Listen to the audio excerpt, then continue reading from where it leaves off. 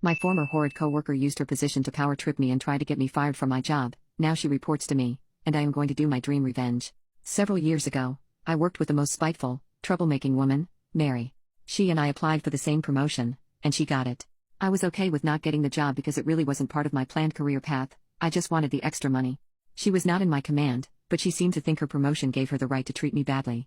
She would make snide comments about me to my coworkers, who, thankfully, knew what she was all about and would stand up for me. She would try to assign work to me. When I'd refuse, she'd run to our mutual boss and complain until she got her way, and I'd have to take on the extra work.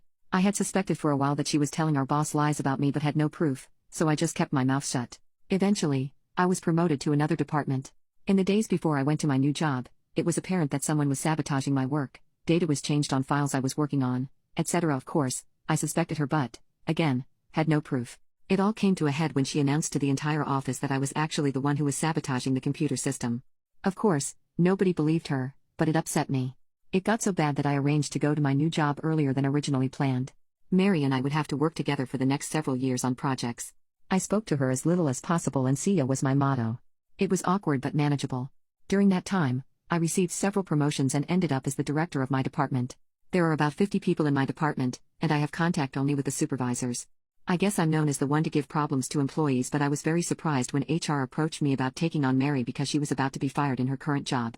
My initial reaction was, hell no. I really felt I couldn't be impartial and give her a fair chance. But I pretty much wasn't given a choice. Worse, I couldn't pawn her off to one of my supervisors. Because of her work, she would have to report to me. After resigning myself to having to take her on, I started dreaming of how I would exact my revenge. There were so many possibilities, I was almost giddy with anticipation. But the sweetest revenge was on her first day. I called her into my office to give her my come to Jesus message. She came in with the scariest look on her face. I thought she was going to puke. I decided to have pity on her and start softly. I asked her if she understood how she'd ended up here. She replied meekly, I guess it's karma. You could have knocked me over with a feather. I knew exactly what she meant, but I wanted to hear her say it. What do you mean?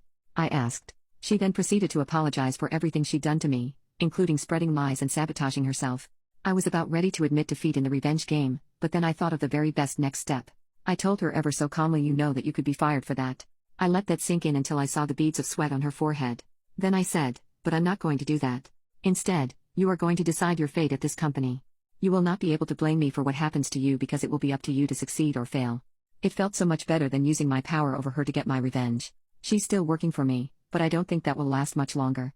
Not because she's going to be fired, she really has improved a great deal, but because being nice to me is so hard for her, I don't think she can stand it and will find another job, hopefully, at another company.